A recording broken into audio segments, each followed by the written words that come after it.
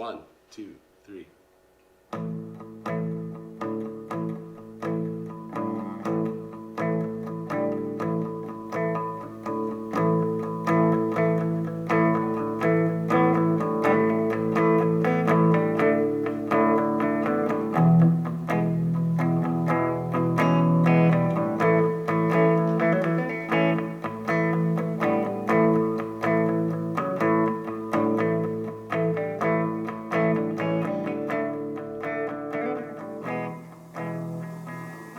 Fragments, snips, clips, quips, breath from her lips, fragile hands, silk skin, I can still feel, even in film. Fragments, minutes, moments, maternal media memories bring me back over 2 years ago. December 26, 2018. She complains of difficulty in breathing. Breathe, breath. X-rays radiate, illuminate, lung mass. She and we go, Rochester, Mayo. December 28th, test results in. Worst case scenario. T-cell acute lymphoblastic leukemia. Same cancer that took her dad, Leo. Doctors, medical specialists, they give us the diagnosis. The gnosis, the supercalifragilisticexpialidocious prognosis. And she calmly accepts the medical reality dump. Says, hell no to another 2 years with Trump. A good run she had for 71 years. She realizes that sooner than later she won't be here. December 29th, we wait for the palliative care team to tell us how to care for her when we bring her home. 1:30 p.m. While napping, she coughs and then winces in pain. More coughing. Her vitals drop, no longer remain 120 over 100, 100 over 80. Clumsy fingers, 2 p.m. Quickly dial my brother, say firmly, don't linger. Make the 90-minute trip now. 80 over 60, 60 over 40. Clumsy fingers, 2:30 p.m. Quickly dial my children, say firmly, don't linger. Say your goodbyes to G, grab a coffee. One last time. 3:55 p.m. my brothers quickly enter the room.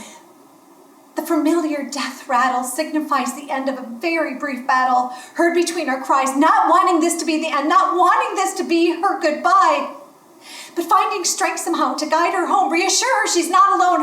Her dad, her mom, her brother Bobby, her former English teacher Margaret, met her friends Brian and Andy. Who did we forget? They were all there. They are there, we say, and we, her children, we are here.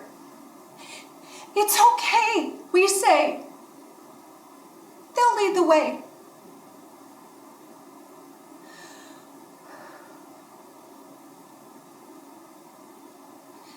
And at 4 p.m.,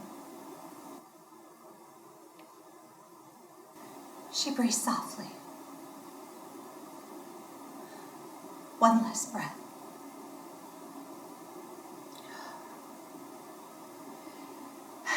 December 29th, 24 days after her 71st birthday, marks her death. Fragments, snips, quips, clips, breath from her lips. minutes, moments. Maternal media memories. Still felt in every cell.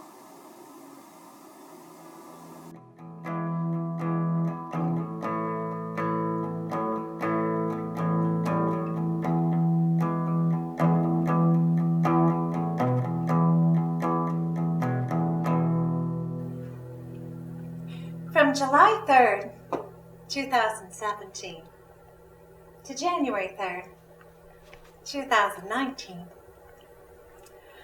I lost my marriage, my business, my community, and my home. But I got an EBT card and medical assistance for my 2 children, and oh, we moved 75 miles to be near my mom. We lived with her for a few months. Me, my daughter, and son. 4 people. 1 bedroom. And I began menopause. But I got a job. And an apartment. Do I hear an applause? Not so fast. My mom dies suddenly, and I turn 49 January 3. Unable to get out of bed, get up, get my children ready for school, shower, brush my teeth, take student calls. I needed help. Are there any fucking grief rules? When my senior manager from my online university throws out the life preserver that I was privileged to have that day. Jill, you should take FMLA. FMLA? FMLA for 200! Feeling mighty lonely alone? FMLA! Forlorn, melancholy, lost as fuck. FMLA. Forget my life a while? FMLA. Fuck my life! FMLA for 200! No, I got this, I know it. FMLA. Family medical leave act. Needed family medical attention to leave. Take care of my aunt now. Tell her what she won, Joe. It's a big-ass pencil and a non-expense-paid trip to your psychiatrist.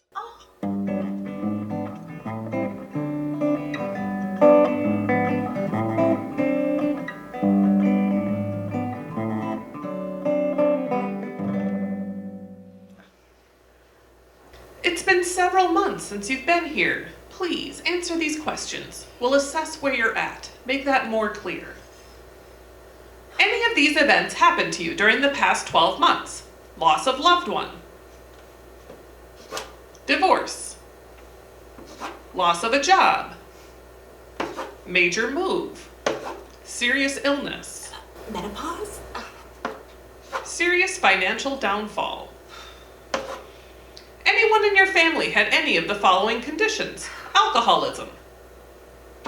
Anxiety. Depression.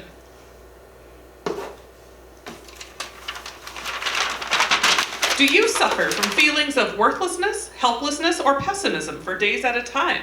Always, at least 7 days, less than 7 days, never. Circle 1. Do you have trouble falling asleep at night or trouble staying asleep, sleeping too much? Are you eating less than usual or far more? Have you stopped meeting with family, friends? Do you feel frequently tired or lack energy? Do you feel an inappropriate sense of guilt? Do you have thoughts of death or suicide?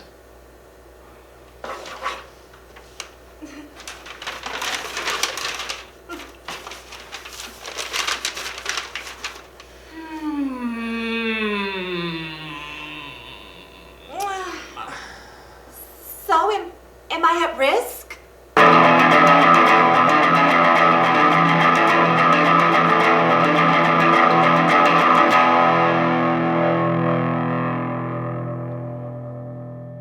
And like that, I'm given a depression concoction cocktail above and beyond my once daily antidepressant. Oh, several keep this shit way down suppressants. 75 milligrams venlafaxine, 5 times a day, 2 in the morning, 2 in the afternoon, 1 at night. 20 milligrams of Prozac and 15 milligrams of Restoril to add to the anti-anxiety fight. I take the maximum dosage and 3 months pass. April 2019. I awake at 3 in the morning. My heart is racing. My head is spinning, and I'm drenched in sweat, profound feelings of bereft. My children are with their dad. My mother is dead, and I am in the throes of menopause, churning, burning inside my body and my head. And I walk into my kitchen, and I open my fridge, and a light casts on my body, just a smidge. And I look down, and I see that I'm in a tank top and my mom's midnight blue Hanes Herway underwear. Oh, if there was a metaphor for what I had gone through these past 18 plus months, oh, I was made aware. Standing alone in my kitchen in my dead mother's underwear. I picture her with her leg perched on a white rattan ottoman, swaying on an ethereal swing, her version of heaven, sipping a Tanqueray tonic. Good God, woman, get your shit together. You have children. Figure this out immediately. But she, the one person I always relied on to help me figure out things was gone. The next morning, I called my younger sister, who now lives in my dead mother's apartment 4 blocks from me. And I tell her about what had happened. Oh my God, this is a punk rock song. Mom would agree. Dead mother's underwear, dead mother's underwear. My mother died and I have her underwear.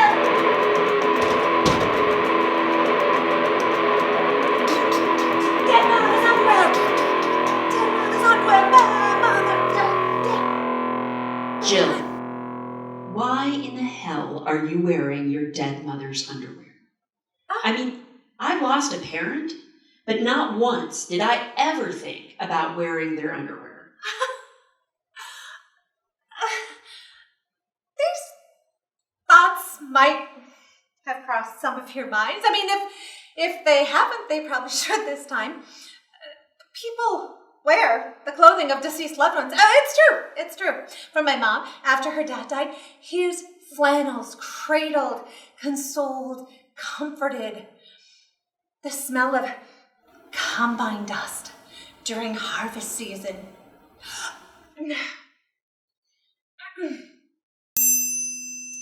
Lily Danziger explains why we wear dead people's clothing. She gives a clear reason. The same thing that makes it just a little bit creepy is also what makes it comforting. The closeness to physical bodies that aren't here.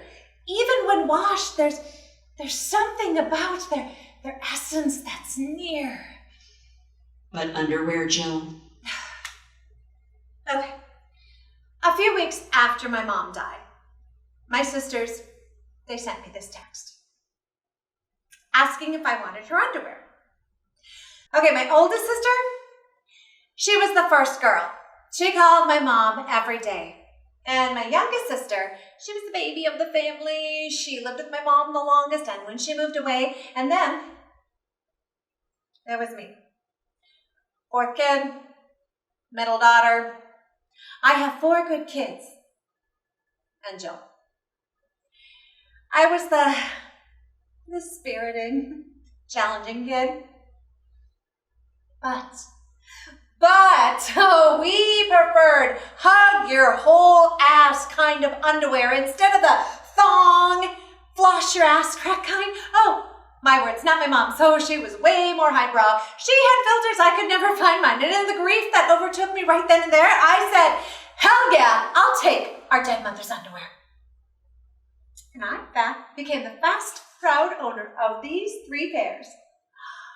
Pastel parallel lines, black and white dog tooth, and the midnight blue Hanes her-way underwear.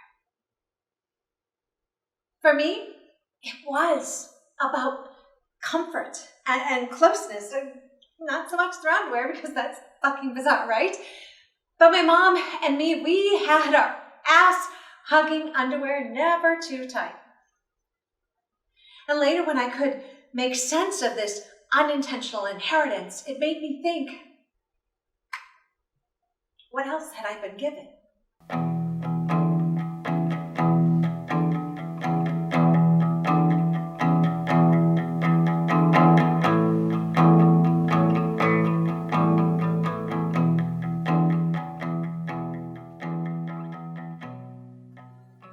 Good afternoon, dear children of Catherine Ann Cullen. I'm so sorry about your mother's sudden and unexpected death. Oh, feel free to use some dollar store toilet paper as tissue in case feeling quite sullen. Shove it in the couch cushions or your sleeve, just like she did, to be found after she would leave. We shall read her will today. Oh, wow. Not intricate at all. This shall be quick. I, Catherine Ann Cullen, being of sound mind and body, do hereby direct that all of my assets, liquid and otherwise, and my entire ownership of Cullen Publishing and the catalog copyright, likewise and equally to my beloved children, Michael, Kurt, Jennifer, the youngest Gretchen, and Jill. Who am I kidding? It was never like this. I mean, as a kid, I envisioned that perhaps there was someone that we missed, in our bloodline, like a wealthy aunt or uncle who had left us this estate, like in the reading of the will scenes made popular in film. I wanted that to be our fate. But as relatives died, both my grandparents on both sides, and then my dad and my mom, reality set in. My mom's will actually consisted of handwritten and typed wishes. She left explicit directions, last updated exactly 2 years before she died. Stored in this green metal box, fraught with her humor and her affections. Updated death wishes, December 29th, 2016. I've been feeling weird lately, like maybe I could keel over and it would all be over. Weird health stuff, nothing specific. I've been reading about Syria and Aleppo refugees and the rest of the world. Hot spots of neglect where there is no food, no water, no sleep. And there's Trump. I used to be slightly afraid of dying. Not so much of dying itself, but the last minute thought of I should have done so much more. I've done all I can do. Not always well, but as me. And the world is on fire. Trump is prez. We're all doomed. Anyway.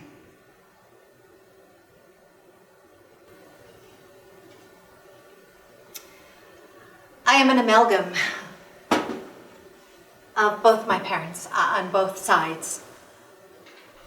Of what I've inherited, of what I've learned, I can't hide. But what else have I inherited from my mom that she willingly or unwillingly inherited from her mom, her grandmother, great-grandmother, and so forth and so on, that I, to my children, will choose to or choose not to carry on when I'm gone?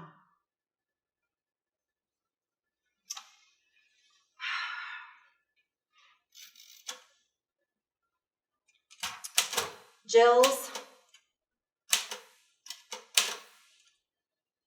wishes.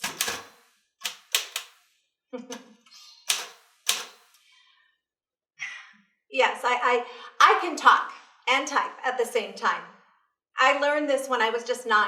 My mother taught me on a typewriter like this that we inherited from an aunt. She would give me this typewriting prompt. Now is the time for all good men to come to the aid of the country. And I practiced daily, and I became quite fast, though not quite at her speed. Oh God, that I couldn't surpass. 120 minutes. 2 mistakes. My record in 9th grade, 105 words a minute on an electric typewriter. I thought that was pretty damn great. I wonder what I could do now. On this typewriter. Hey, someone time me. All right. 20 seconds. And go. Okay. Now is, oh God, the time for all good men to come to the aid of their... Stop. Not good. Okay, I digress. Jill's wishes. Dear Amelia and Otto.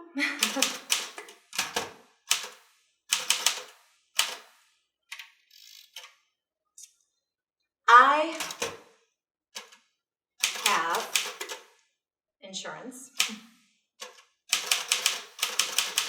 and DW 2012 Tiguan.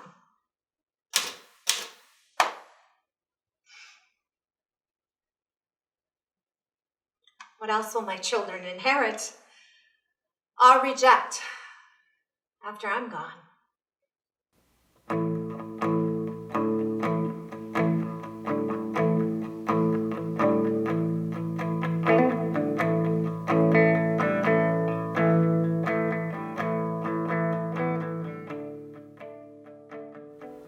Welcome to the joy of painting your generational trauma tree.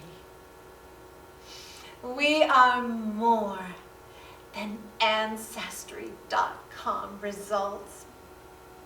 We're a conglomeration of narratives, family lore, of mothers, fathers, biological adopted guardians, and so much more. Of various ethnicities, socioeconomic status and abilities, ages, sexual orientation, and sexual identities. Today, we're going to paint our happy, maternal, generational trauma tree. I got on my mom jeans for this. Literally, these are my mom's jeans and her underwear, as you already know. Okay, I am going to use a mixture of a little bit of tan and some white for my happy generational trauma tree.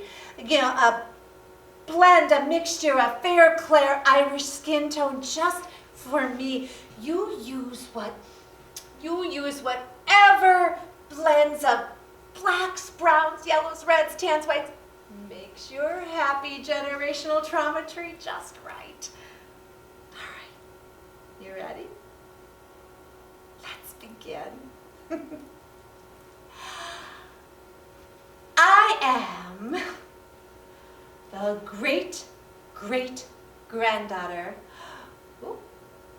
to Mary Handley Gent, who with her husband James and their 1, 2, 3, 4, 5 children went away from their homeland, Ireland, 1870. settled in Ishpeming, Michigan. And 3 more children. Ooh, 1, 2, 3. One, my great-grandmother was plenty. James, he was a minor, and he went to other states, and he never returned. Mary, allegedly, well, she drank herself to death. Heartbroken, downtrodden, deeply burned. From 1876 to 1880, when the older children tried to raise the younger ones and couldn't anymore, well, they all boarded an orphan train for Iona, Minnesota. Home of the Sacred Heart Orphanage would open its doors. Oh, that's fucked up.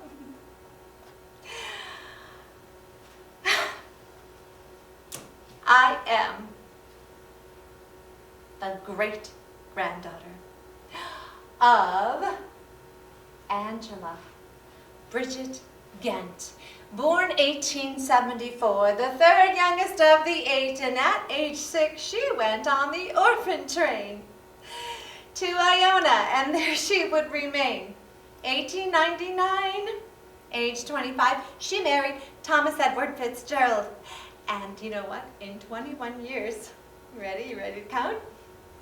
She had, 1, 2, 3, 4, 5. Again, let's count. 6, 7, 8, 9. Holy shit, 10, 11, 12, 13 children. A few of them died. She died in 1947, shortly before my mother was born, joined some of her children and her parents in heaven. How's your tree coming? Is it looking nice? Okay.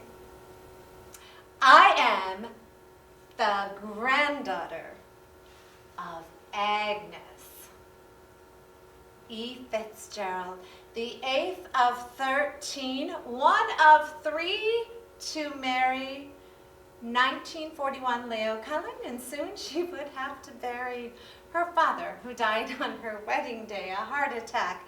More tragedies to follow. No looking back. From 1942 to 1957, 15 years, she had 4 children. 1, 2, 3, 4. 4 miscarriages. We'll put them down here. Broken branches. And a stillbirth. And then her oldest son, Bobby, well, he didn't see the train coming in time when he crossed the tracks on March 31st, 1969, 9 months before I was born. Pill and port became her coping mechanisms, her way to mourn. She never was close to my mom. She had reasons unknown. She wasn't like that to the other ones. My mom, the only one. She read her diary, she criticized her often, and according to our mom, she never tried to soften with an I love you. Never heard those words. How's your tree coming? Pretty? I am the daughter of Catherine Ann Cullen, the second daughter between miscarriages and stillbirth. She searched for her worth. She went to Catholic school, read Anna Karenina, War and Peace, and she rebelled against her mother weekends on Main Street, while local greasers cruised up in souped-up cars. My dad, 6 years older, one of them from a neighboring town not very far. They met.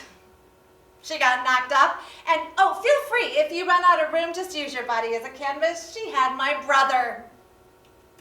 She was only 17 the morning of her senior prom. She got married a month later, and 13 months later, she had another, my other brother, the second son. 17 months later, my sister, she wouldn't be the only redhead, the only one. Nope, 2 years and a month later, there was me. 4 children in 4 years, 7.5 months. She wasn't even yet 23. She used the infamous Dulcon Shield IUD. She didn't want any more kids, no fucking more. But you know what? It had serious design flaws, and she had another, my sister, in 74. Her outward happily marriage a mirage. And after her parents died, she divorced my dad and she started going to college. She rejected her mother's way. She decided she did the best she could. And she vowed to love each of her children in the way that she had wished her mother would. I am the great-great-granddaughter of Mary. I am the great-granddaughter of Angela, the granddaughter of Agnes, the daughter of Catherine Ann Cullen. Genealogy tests nor edited family lore accurately depicts or shows generational trauma or mother wounds and so much more. Not for us the wounds and trauma of genocide, of slavery, but of immigration, alcoholism, poverty, but of genealogical complexity. Beyond percentages derived from saliva and charted of wounds and trauma, traced back to those who parted.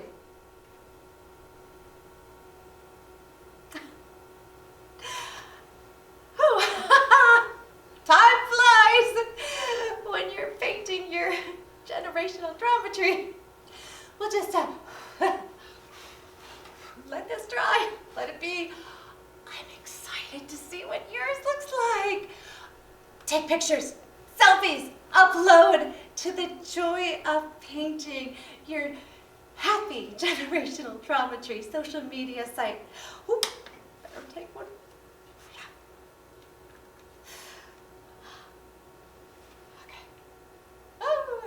Smile. Next week, we're going to paint our happy paternal generational trauma tree. Go find your dad jeans. I'll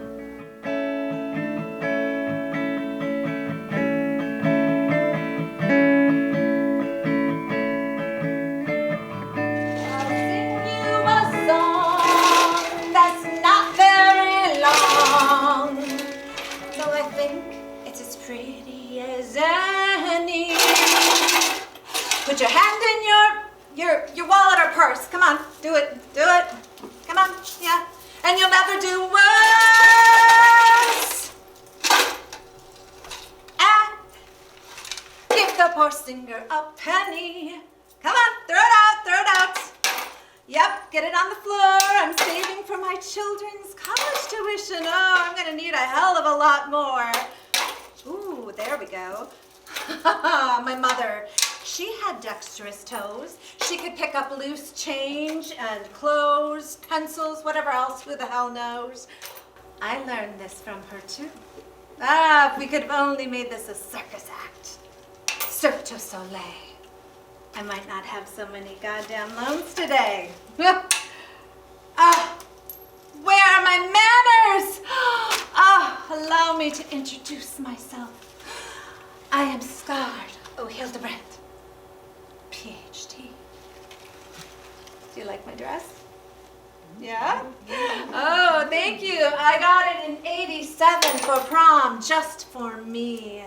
I've since added the loan documents to commemorate 20 years since getting my PhD, 25 years since getting my master's, my loan accoutrement. Get a degree, they said. Pull yourself up. But your, prom dress straps? Good Lord, there aren't any on here. I mean, that might have been the problem. There's not a lot from which to pull. That bootstrap theory is a bunch of bullshit. When my grandmother, Agnes, married Leo, whose mother was a teacher, oh, thank you, and father, a businessman. Awkward mobility, it seemed like it would finally, get its big ticket, be a part of the plan. Leo, he was a gentle, kind, hardworking farmer. He wasn't rich, but he was responsible. Life insurance policies he set up in place for us, and bank savings account, another big plus. And when he died, my grandmother, she lived for about 3 more years. She was well taken care of. She didn't suffer financially. But when both my mom's parents died, and my mom got a divorce finally, which she waited to do until both parents were gone. A good Catholic doesn't divorce, so isn't that the tired song? My mom fell far below the poverty line, and she couldn't get up at any time. No, get a degree, they said. Pull yourself up. Soon after, she started going to college. And I lived at home with my 2 sisters. We were still in school. And my brothers, they had graduated and they went to college too. My mom, she She made about $6,000 a year as a bartender, a meter reader, preschool aide, all of it true. She rarely got court-ordered child support checks, oh no. And she got loans and grants, and she paid for gas and pennies and dimes. And black and white boxed government cheese and rice in our fridge much of the time. So in '86, she sold all her beloved antiques, her depression glass, her Red Wing Crocs. She put it all into her inherited 70 Brown Nova and U-Haul, and she and my sister were gone. My mom, my sisters, my brother, they left, them all. And I stayed back to get my high school done. Yep, lived with my dad in my hometown. Get a degree, they said, pull yourself up. A few months before I would graduate, I received a pink letter from the financial aid office at what was then Mankato State. To Jill R. Hildebrand. After reviewing your FAFSA application, we regret to inform you that we cannot offer you any financial aid. I fell to the floor in our hallway. I would never get out of that fucking town. I'd be like my mom, 4 kids by 22. That brought me way the hell down. I mean, not that there's anything wrong with that narrative for someone else, but that's not the narrative I wanted to weave. It's not the narrative our mom wanted to leave. Get an education, she said, but nobody told us what to do or how to pay. I met with somebody from financial aid, and I found out that an extra zero had been added to my dad's income and make it look like he got a shitload in pay. Instead of $18,000, my dad made $180,000 a year. And in between sobs, I said so that the advisor could hear, do you really think that if my dad made that kind of money, I would need financial aid or attend a state university? I mean, maybe, but really, I mean, that's goddamn funny. Good point, he said. Things were resolved, thank you. Shortly after that, I got grants and loans. Oh, I can hear the moans. Don't do it. But I did. And over the course of 11 years and little to no financial help, debt accrued for this educated kid. Get a degree, they said. Pull yourself up. A BS in '92. MA in '96, and a PhD in '01. Over $105,000 in student loans, over $200,000 in debt. When this is all done, how much fucking fun! The American dream, upward mobility pitch, getting an education is the ticket, the hitch. But the ticket price can be significant for someone who grows up really fucking poor.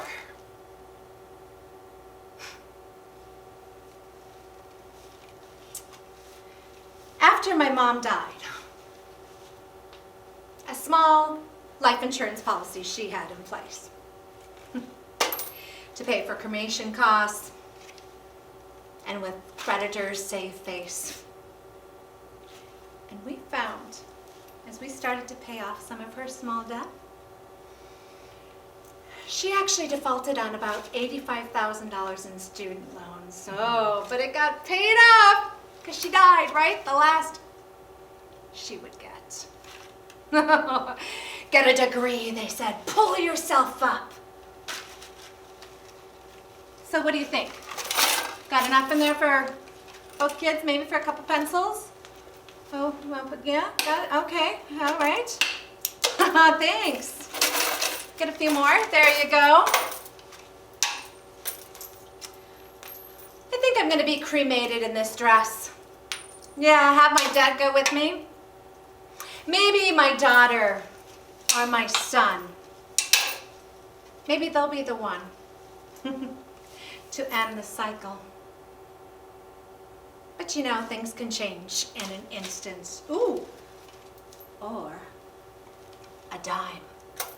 I'll sing you a song that's not very long. Oh, who wants to try and get the penny? Oh, in here. Though I think it's as pretty as any. Put your hand in your purse. Oh, come on, we need more. And you'll never do worse. Oh, one more. And give the poor singer a penny.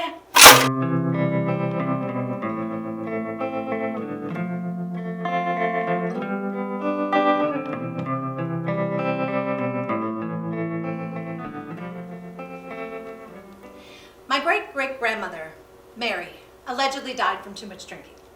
My grandmother, Agnes, also was known to numb through booze. Alcohol was prevalent with my mom and dad, too. Starting when I was about 7 or 8, my older brothers would watch me and my sisters when my parents would go out. And eventually I'd go to bed, but then I would just sit there and I would wait until the headlights bounced off the garage and then hit my sisters and my bedroom window and then our wall.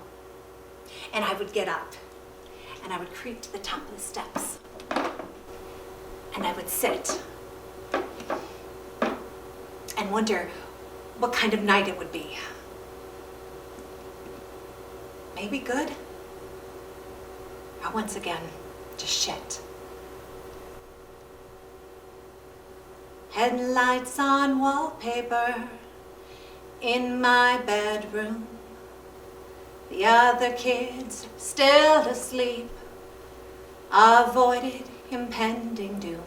But I'd get up and listen for cues, screams, door slams, influenced by booze. I'd run down, try to break things up, always playing the cop.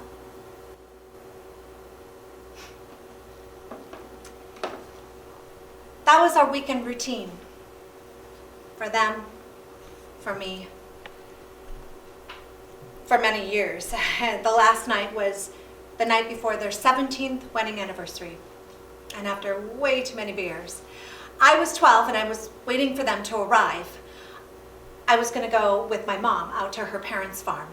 It was 1982 and neither of her parents were alive. And we were gonna go out and they were gonna have a hog roast to celebrate. And my mom was gonna get out there and get everything ready, get things ready the night before for the party. And to me as a kid, I thought that sounded just great. Headlights on wallpaper in my bedroom. I started to sit. But then all of a sudden my mom, she raced out of the driveway and my dad slammed the door and he started to scream and I flew down the steps and I said, "Why'd she leave? Why'd she leave?" And my dad stood there and he took the lights and he turned it off, on. But my mom, she had left, she was far gone. And then he started calling the farm. 8, 7, 7, 3, 6, 5, 5. Why'd she leave? Why? Why? It took her several minutes to get out there. And then she finally answered and my dad just started to swear and he took the receiver in both his hands and he just snapped it in half. And then he grabbed me and said, "I'm taking you out there."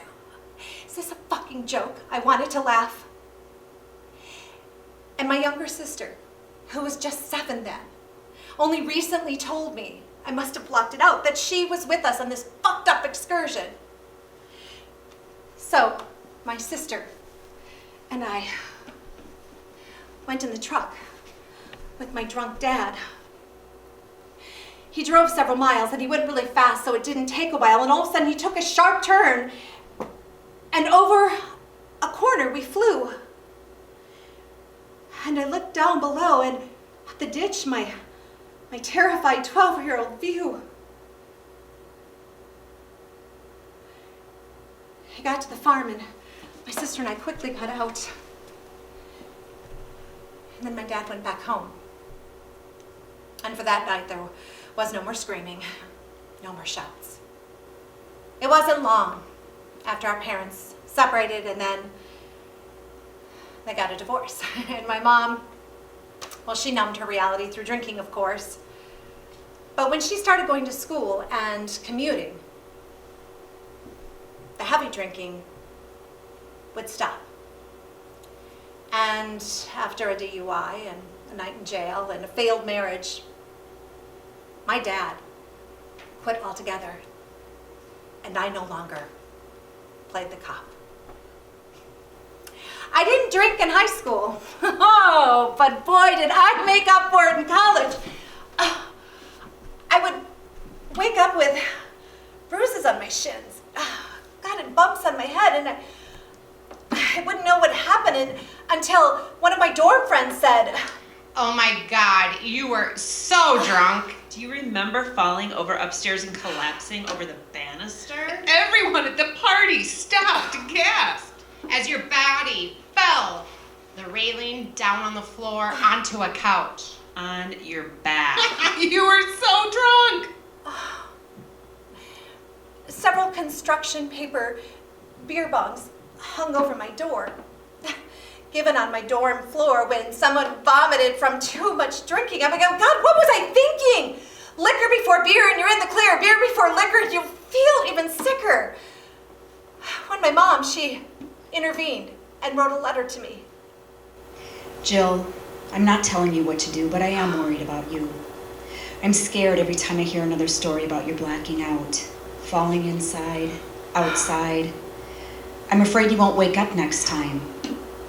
Alcoholism runs in our family. Please, don't do this to yourself. Please. I rarely tell you kids what to do, but I am worried about you. I hope you stop this behavior soon. Love you. Love, Mom.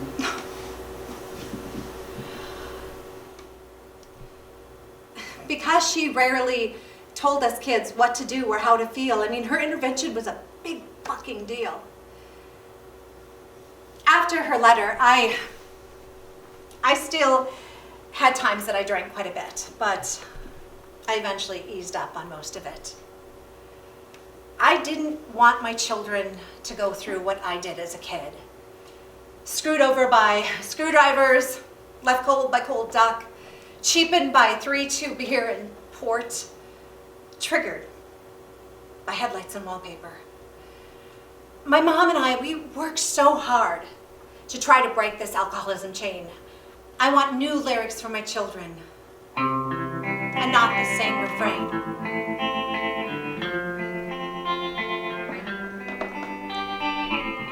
Headlights on wallpaper in their bedroom. My children still asleep. There's no impending doom. They don't get up or listen for cues. No screams, door slams, influenced by booze. No one runs down, tries to break things up. Don't want them playing the cop.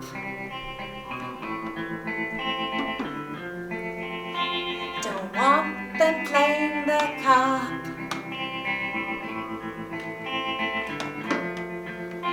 Don't want them playing the cop.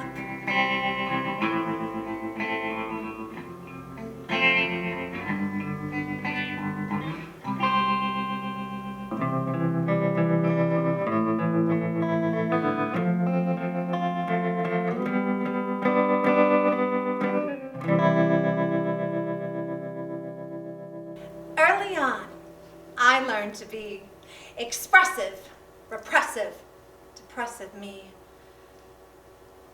In 3rd grade, in the spotlight, in show and tell, keep out the hell, I learned well. Keep 'em at bay from the pain coursing through my veins.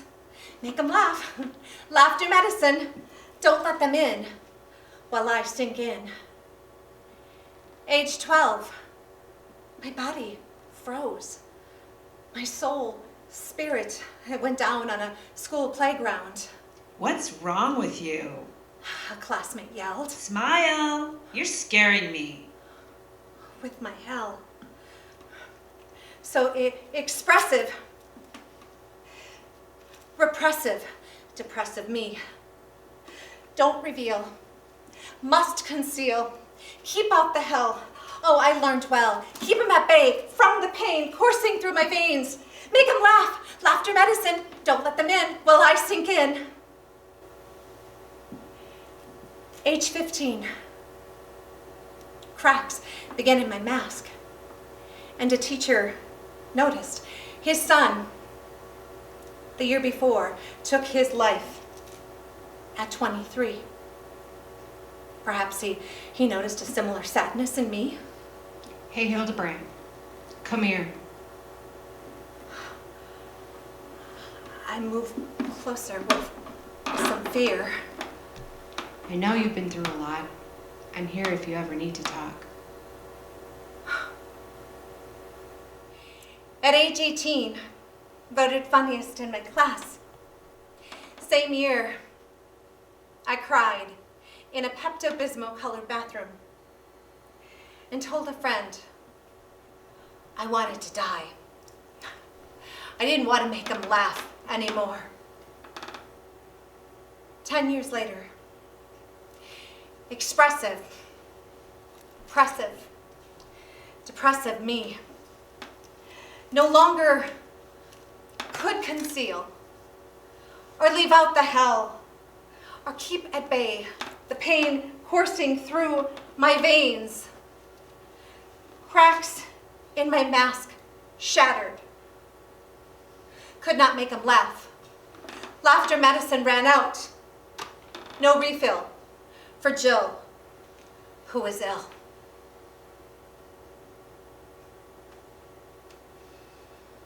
Not feeling great.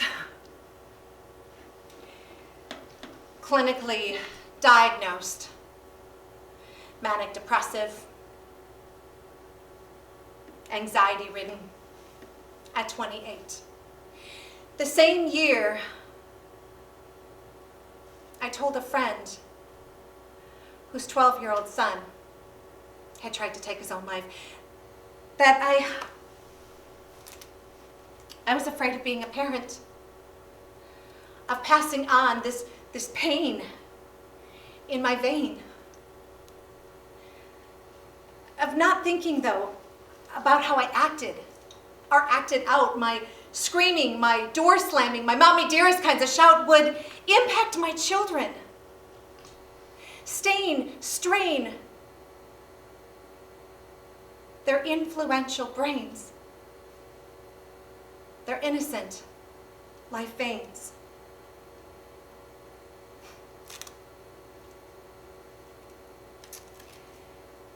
Expressive, repressive, depressive me. Learned through genes, passed on through generations, combination of both. My mother, she had to hide her alcoholism, failed marriage. Go back to your family, her mom said. You made your bed. That's all there's to tell. But we children, we saw and we heard and we knew some of her hell. Did she learn her clandestine techniques from her mom when life turned bleak? The man she wished to marry wasn't who she married. 4 miscarriages, a stillbirth, her oldest son 17 when buried. Rule therapy, my mother called it. Wasn't therapeutic at all. It was a process of numbing, pushing pain through pills. 32 bottles they found when she died. And she poured in her closet. Oh, she tried to hide. Don't tell. But my mom, she saw and she heard and she knew some of her mother's hell.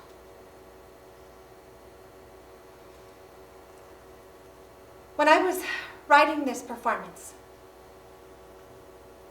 The pain in my veins, it was heavy.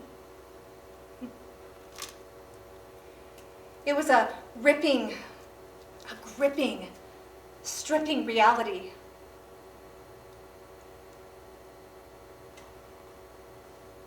But expressive, repressive, depressive me.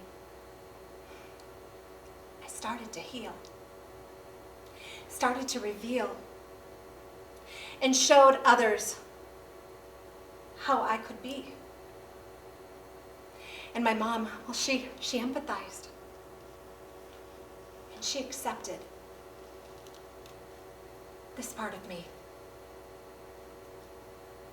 I no longer would hide, but I would confide. I would no longer mask, but put to task my mental illness.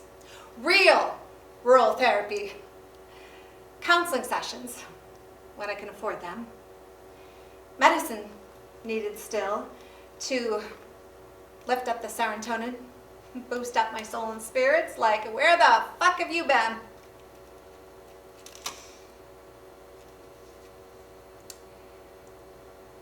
November 2020.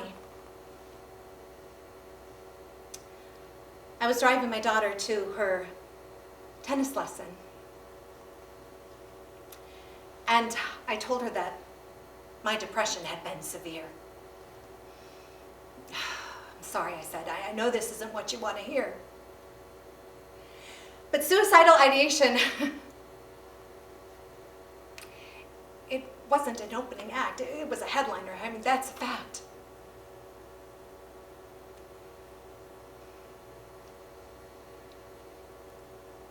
When did you realize that you were depressed?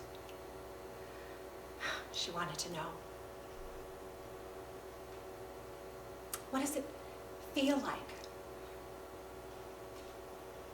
when you get that low? We talked about depression and how it runs in my family. And I told her I was working on my mental health. It's a process. Sometimes it goes so slowly, but I told her to tell me, please, tell me quick, if you ever feel this shit. And I talked to my son about it too. Because both of them have seen me in the darkest, deepest shades of depressive blue.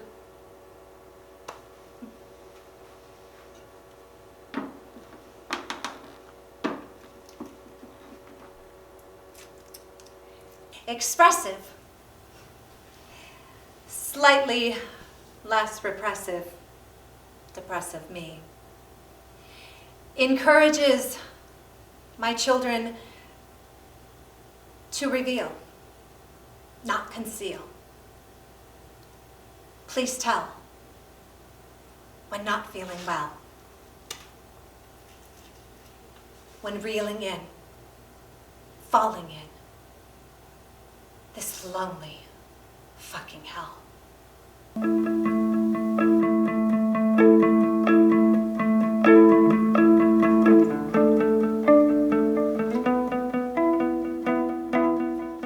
My mom was a bibliophile, a logophile.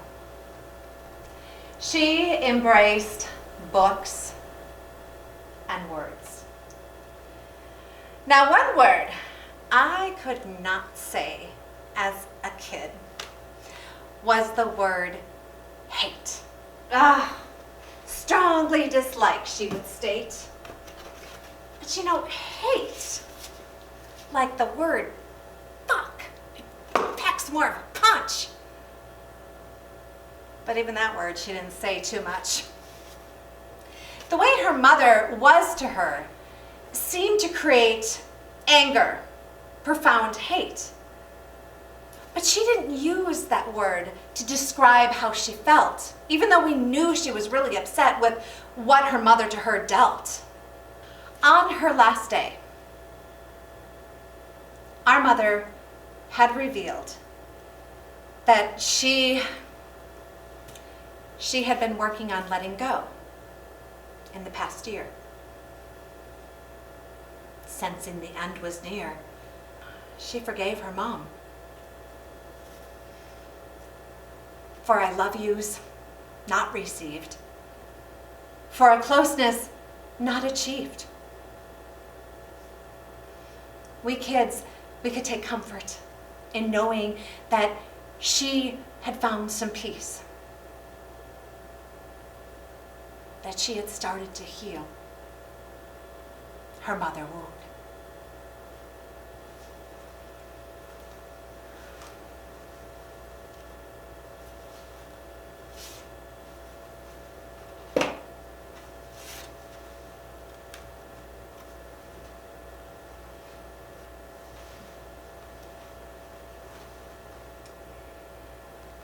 But I think she had to acknowledge some of that anger, that hate, give voice to it, say, hey, not everything in my life is fucking great.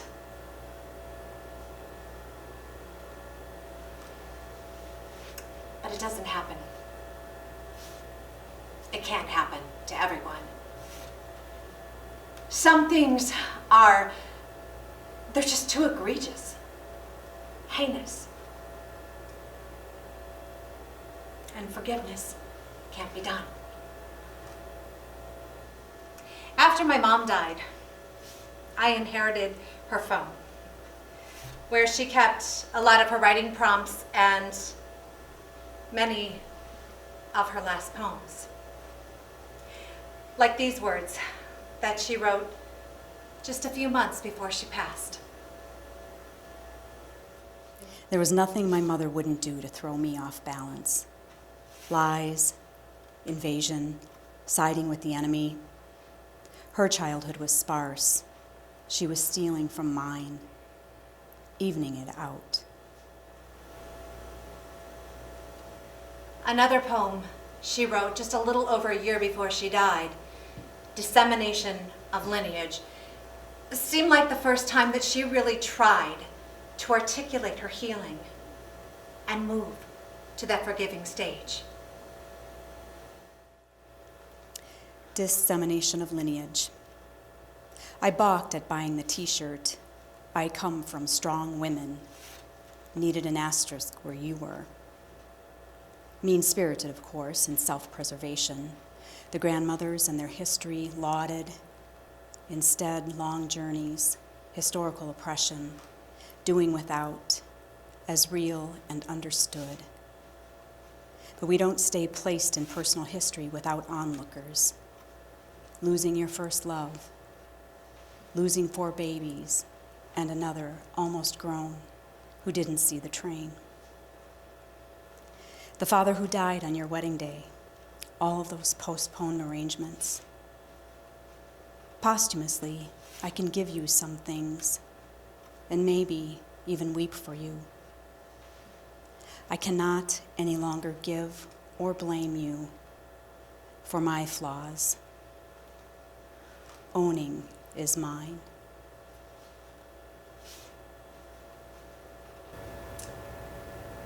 Dear Amelia and Otto, I have a life insurance policy and a 2012 VW Tiguan.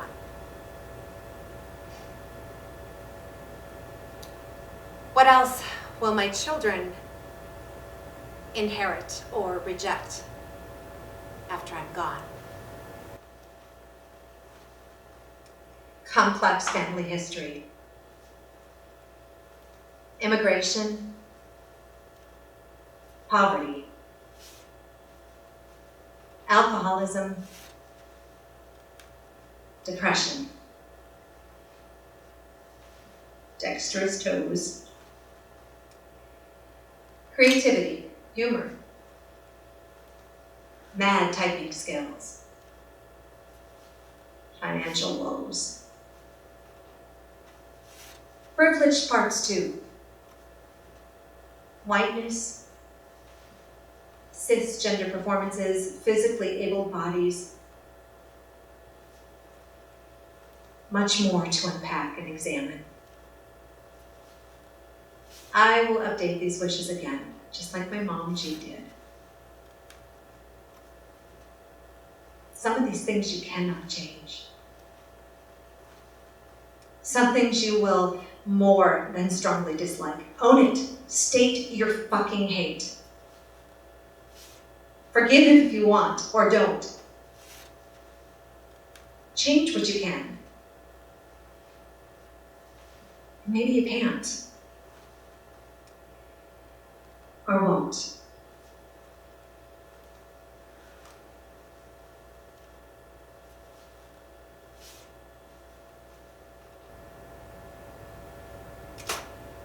Love.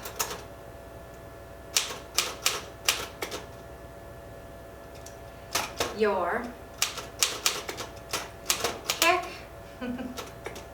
ass mom. Sorry, Mom. No filters. Oh. P.S. The underwear are yours.